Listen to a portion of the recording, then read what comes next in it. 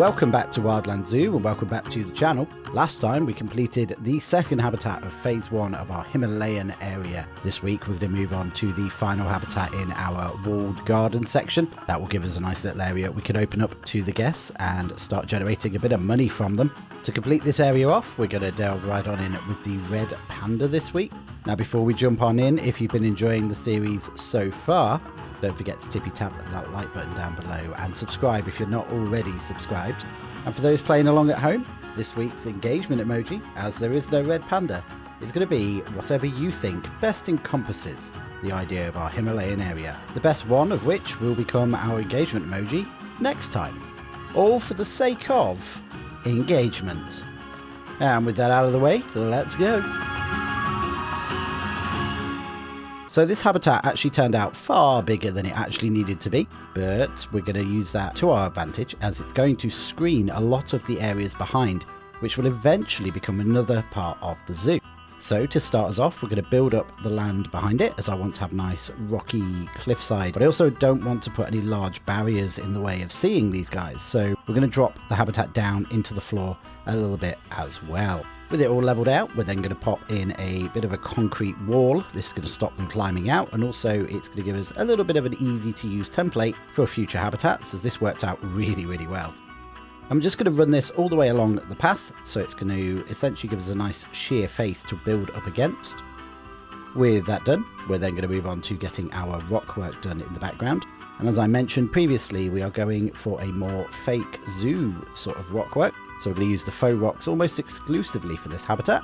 These turned out really well though. All I'm really going to do with these is just bunch them up and then wiggle them around. And all we're really looking for is a combination of shapes that are interesting and nothing looks too singled out or on its own. And we're just going to keep going until it looks right. And then we're going to make that go all the way around the entire habitat and then meeting up with our concrete wall on both sides. Now there's a lot of inspiration out there for Red Panda habitats. A lot of zoos approach it in sort of different routes. My way is I much prefer the more natural looking habitat, but I also appreciate that they need a lot of fake enrichment sort of climbing areas so that the guests can really see them when they're clambering about, but also because a lot of zoo habitats don't really encompass the range that a red panda can travel. So it's with that in mind, we're going to build ourselves this rocky cliff face in the background and then build in a lot of little clambering sort of trails and routes that the red panda can use to navigate what is essentially not the biggest space. This habitat is much bigger than the red panda actually requires according to the game, but even so, for an animal that likes to move about quite a bit, it's quite small, as probably most zoos would end up being.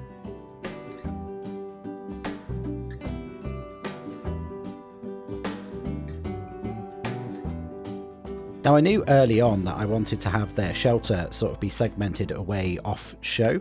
So what we're going to do is we're going to build a trail all the way down from the highest point of the habitat down to the ground floor, and then at the highest point we will place a shelter. Now eventually when we do the area of the zoo behind this habitat, their bed area will become a viewable window into where they sleep. However, for now it will count as a bit of privacy for them. Now with the cliffside all set up, we're going to start putting in a couple of feature trees, and these are very important as the red panda will spend most of its time clambering about in them. And we're going to use some of these pines. And actually the Himalayan pine works really well, but I also want to bring in a little bit of the Scots pine as well. So I'm actually going to mix the two. Once we've got 2 or 3 of those in, we're then going to start making some more man-made climbing structures. I'm going to use the climbing pieces for this because realistically they're kind of good enough. We're also going to need to consider that the access to the habitat is going to come from the higher elevation. So we're going to make this ramp down for the keeper to be able to walk down into the habitat and access all of the feeding areas and toys. This worked pretty well actually. I had my misgivings. I thought we were going to have issues, but you'll see in the ending cinematics that actually they navigate quite well. We're also going to use one of the feeding platforms. I've never really used these before and I'm not a big fan, but it was kind of the only way that I was going to get a nice front and center sort of feeding display for the guests. We're just going to make a little metal frame to sit underneath it, and this will help reinforce it and give it a little bit of structure so that it more feasibly stands on top of just this one log.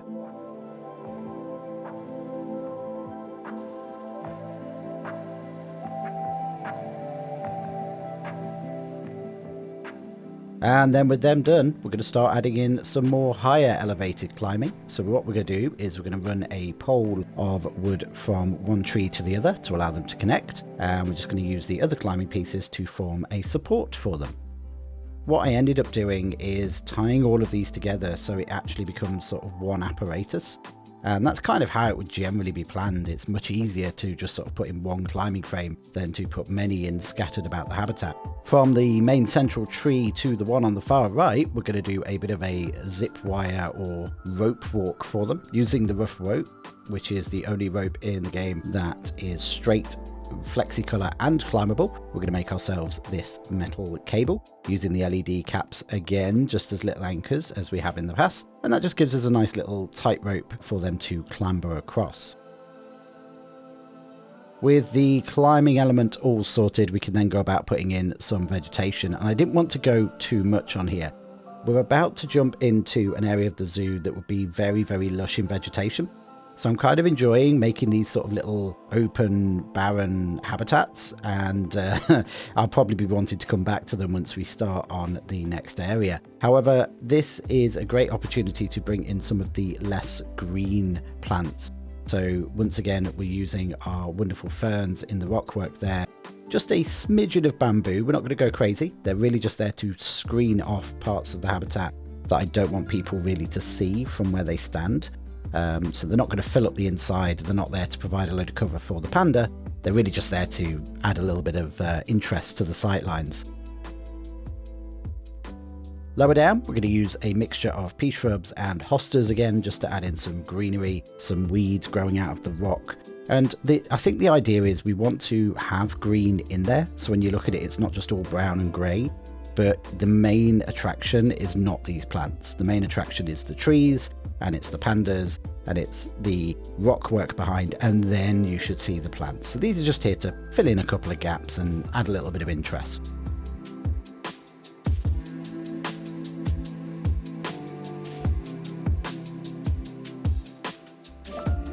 Now, as I've mentioned before, I also like bringing in some more British plants. Just even though it's a themed enclosure, the zoo is set in the UK, so you would expect some of the wildlife to make it in. Unfortunately, the recent change that means that animals are now much more fussy about their plant requirement does make this a lot harder. Luckily enough, these stinging nettles are part of the Red Panda's environment as well. So we're going to use those just to hide some of the more ugly transitions between the ground and some of the fallen trees. Now, all that done and dusted, we're going to jump up top and we're going to make them a shelter. And this is going to be fairly simple, but actually I'm starting to come around, I mentioned this last time, to very simple shelters. They don't need to be really complex. There's times where they work like a giraffe house, but for the red pandas, a little hut will be fine.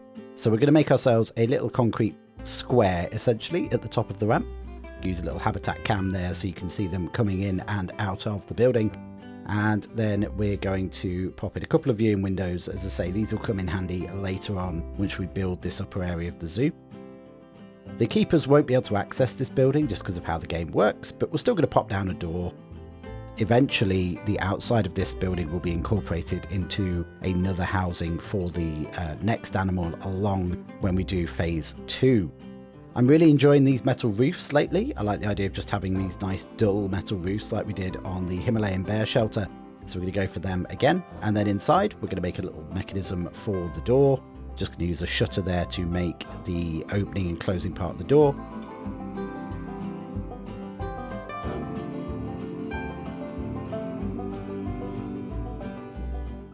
And then, as ever, we're going to use a heater to make a little control panel and run a couple of cables round to the outside. We'll do that in a second. However, first we're going to go through and line off the windows. I just like the idea of having these metal trims all the way around, so we're going to do that all the way around each window.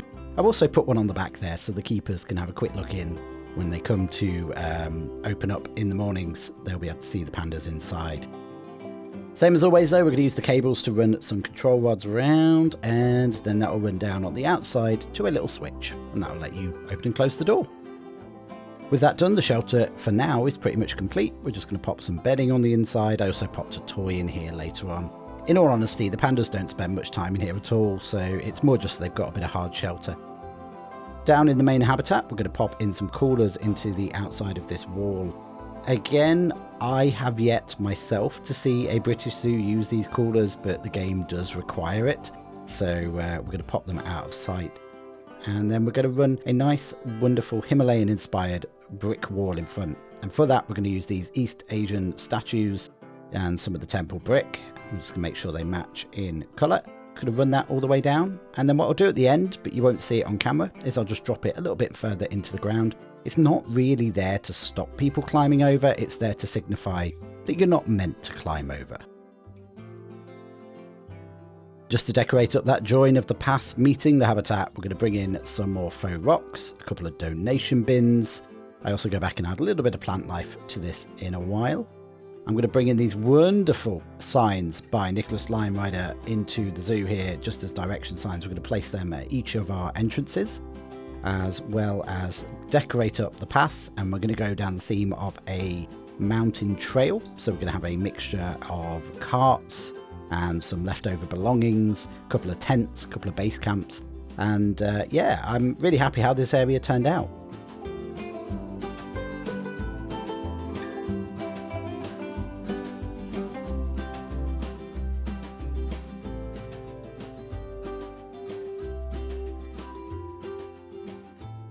And with those all completed, let's hoppity hop on over to the cinematics and see how it all turned out, shall we?